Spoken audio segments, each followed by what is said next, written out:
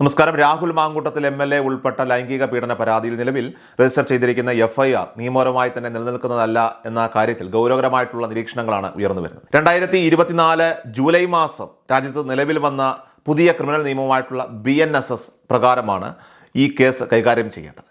പുതിയ നിയമത്തിലെ സെക്ഷൻ 173 അനുസരിച്ച് ഒരു പരാതി ഇലക്ട്രോണിക് സംവിധാനം വഴി ഇമെയിൽ അല്ലെങ്കിൽ വാട്സപ്പ് വഴിയൊക്കെ ലഭിക്കുകയാണെങ്കിൽ പരാതിക്കാരി 3 ദിവസത്തിനുള്ളിൽ നേരിട്ട് സ്റ്റേഷൻ ഹൗസ് ഓഫീസർക്ക്, അതായത് SHOയ്ക്ക് മുന്നിൽ ഹാജരായി മൊഴിയിൽ ഒപ്പിടേണ്ടതുണ്ട്. എന്നാൽ ഇവിടെ ഈ കേസിൽ കാനഡയിലുള്ള പരാതിക്കാരി നേരിട്ട് ഹാജരാകാതെ എംബസി ഉദ്യോഗസ്ഥരുടെ മുന്നിൽ ഒപ്പിട്ടത് നിയമവിരുദ്ധമാണ്. അന്വേഷണ ഉദ്യോഗസ്ഥൻ്റെ നേരിട്ടുള്ള ബോധ്യപ്പെടൽ ഇല്ലാത്ത സാഹചര്യത്തിൽ ഈ FIR അസാധുവാണെന്ന് നിയമവിദഗ്ധർ ചൂണ്ടിക്കാട്ടുന്നു. ഇനി രണ്ടാമതായിട്ട് ഈ കേസിലെ ഏറ്റവും പ്രധാനപ്പെട്ട പോരായ്മ അത് മെഡിക്കൽ തെളിവുകളുടെ അഭാവമാണ്. ആരോപിക്കപ്പെടുന്ന സംഭവം നടന്നിട്ട് ഏകദേശം 1.5 വർഷത്തോളമായിരിക്കുന്നു. ലൈംഗിക അതിക്രമം ആരോപിക്കപ്പെടുന്ന കേസുകളിൽ മെഡിക്കൽ പരിശോധനാ ഫലങ്ങൾ പ്രോസിക്യൂഷന് നിർണായകമായ തെളിവാണ്. ഇത്രയും കാലതാമസത്തിന് ശേഷം സമർപ്പിക്കപ്പെടുന്ന പരാതികളിൽ ശാസ്ത്രീയമായ തെളിവുകൾ ശേഖരിക്കുക എന്നത് പ്രായോഗികമായിട്ട് അസാധ്യമാണ്. മെഡിക്കൽ എവിഡൻസ് അത് കമ്പൽസറി ആയിട്ട് വേണ്ട ഒരു ഘട്ടത്തിൽ അതിൻ്റെ അഭാവം കേസിലെ പ്രോസിക്യൂഷൻ വാദങ്ങളെ ദുർബലപ്പെടുത്തുന്നതാണ്.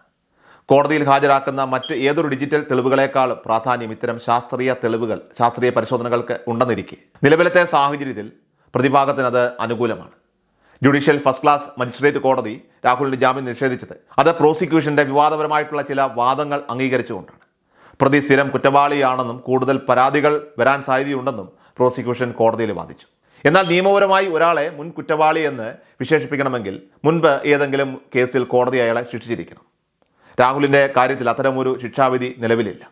കേവലം രാഷ്ട്രീയ പ്രക്ഷോഭങ്ങളുടെ ഭാഗമായിട്ടുള്ള കേസുകളെ ക്രിമിനൽ പശ്ചാത്തലമായി കാണുന്നത് വ്യക്തി സ്വാതന്ത്ര്യത്തിന്മേലുള്ള ഒരു കടന്നുകയറ്റമാണ്. ഒരാൾക്ക് ഭാവിയിൽ കൂടുതൽ പരാതികൾ വരാം എന്ന മുൻധാരണയിൽ ജാമ്യം നിഷേധിക്കുന്നത് അത് നീതിന്യായ വ്യവസ്ഥയുടെ അന്തസത്തയ്ക്ക് തന്നെ നിരക്കാത്തതാണ്. പ്രതിഭാഗം അഭിഭാഷകൻ അഡ്വക്കേറ്റ് ശാസ്ത്രമംഗലം അജിത് കുമാർ കോടതിയിൽ ഉന്നയിച്ച വാദങ്ങൾ അത് ഈ കേസിലെ പരസ്പര സമ്മതപ്രകാരമുള്ള ബന്ധത്തെ ശരിവെക്കുന്നതാണ്. രാഹുലും പരാതിക്കാരിയും തമ്മിലുള്ള ഡിജിറ്റൽ ആശയവിനിമയങ്ങളും ചാറ്റുകളും ശബ്ദരേഖകളും കോടതിയിൽ ഹാജരാക്കിയിരുന്നു. മാത്രമല്ല പ്രതി ഒരു ജനപ്രതിനിധിയാണെന്നും നിയമത്തിൽ നിന്ന് ഒളിച്ചോടാൻ സാധ്യതയില്ലെന്നും അതുപോലെ കോടതി ആവശ്യപ്പെടുമ്പോൾ ഹാജരാകാൻ തയ്യാറാണെന്നും പ്രതിഭാഗം വ്യക്തമാക്കി. എങ്കിലും ജാമ്യം നൽകിയാൽ സാക്ഷികളെ സ്വാധീനിക്കുമെന്നും ഇരയെ ഭീഷണിപ്പെടുത്തുമെന്നുമുള്ള പ്രോസിക്യൂഷൻ്റെ ആശങ്ക കോടതി കണക്കിലെടുക്കുകയായിരുന്നു.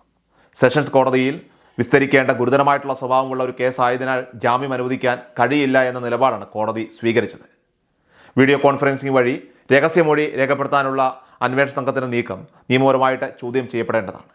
SHOയുടെ മുന്നിൽ നേരിട്ട് ഹാജരായി മൊഴി നൽകുകയും അത് വീഡിയോഗ്രാഫ് ചെയ്യുകയും വേണമെന്ന BNSS നിയമത്തിലെ കർശന നിർദ്ദേശം ഇവിടെ ലംഘിക്കപ്പെട്ടിരിക്കുകയാണ്. പരാതിക്കാരി വിദേശത്താണെന്ന സാഹചര്യം നിയമപരമായിട്ടുള്ള നടപടിക്രമങ്ങളിൽ നിന്ന് ഇളവ് നൽകാനാണ് കാരണമാകില്ല. നിയമം അനുശാസിക്കുന്ന രീതിയിലല്ലാതെ രജിസ്റ്റർ ചെയ്ത ഒരു FIRൻ്റെ അടിസ്ഥാനത്തിൽ നടത്തുന്ന അറസ്റ്റ് തികച്ചും നിയമവിരുദ്ധമാണ്. രാഷ്ട്രീയ പ്രേരിതമായിട്ടുള്ള നീക്കങ്ങളുടെ ഭാഗമായി നിയമം ദുരുപയോഗം ചെയ്യപ്പെടുമ്പോൾ അത് മാലീഷ്യസ് പ്രോസിക്യൂഷൻ എന്ന പരിധിയിൽ വരാൻ സാധ്യതയുണ്ട്. ഇത്തരത്തിൽ നിയമവിരുദ്ധമായിട്ട് അറസ്റ്റ് നടത്തുന്ന ഉദ്യോഗസ്ഥർ ഭാവിയിൽ നഷ്ടപരിഹാരം നൽകേണ്ടി വരുമെന്ന മുന്നറിയിപ്പും ഇതിനോടൊപ്പം തന്നെ ഉയർന്നു കേൾക്കുന്നു. ഏതായാലും രാഹുൽ മാങ്കൂട്ടത്തിൽ തിങ്കളാഴ്ച മേൽക്കോടതിയെ സമീപിക്കാനിരിക്കെ ഈ കേസിൻ്റെ നിയമവശങ്ങൾ കൂടുതൽ ഇപ്പോൾ ചർച്ചയായി മാറിക്കഴിഞ്ഞു. ഒരു വ്യക്തിയെ രാഷ്ട്രീയമായിട്ട് വേട്ടയാടുന്നതിന് നിയമത്തെ മറയാക്കുന്നുവെന്ന ആക്ഷേപം അതിശക്തമാണ്. FIRലെ സാങ്കേതിക പിഴവുകളും മെഡിക്കൽ തെളിവുകളുടെ അഭാവവും ഹൈക്കോടതിയിൽ പ്രതിഭാഗം പ്രധാന ആയുധമാക്കി മാറ്റും. ഏതായാലും ഇത് ആരെയും ന്യായീകരിക്കാനോ അല്ലെങ്കിൽ ഇവിടെ അതിജീവിതയെ അപമാനിക്കാനോ ഉള്ളതല്ല, മറിച്ച് നിയമം കൃത്യമായിട്ടുള്ള രീതിയിൽ നടപ്പിലാക്കുന്നുണ്ടോ എന്ന് കൃത്യമായി പരിശോധിക്കേണ്ടതാണ്. നീതിപൂർവമായിട്ടുള്ള വിചാരണയും നിയമപരമായിട്ടുള്ള നടപടിക്രമങ്ങളും പാലിക്കപ്പെടുന്നുണ്ടെന്ന് ഉറപ്പാക്കേണ്ടത് ജനാധിപത്യ സംവിധാനത്തിൽ വളരെ അത്യന്താപേക്ഷിതമാണ്. ഏതായാലും മേൽക്കോടതിയുടെ ഇടപെടൽ ഈ കേസിലെ നിയമപരമായിട്ടുള്ള സങ്കീർണതകൾക്ക് ഒരു വ്യക്തത വരുത്തുമെന്ന് നമുക്ക് പ്രതീക്ഷിക്കാം.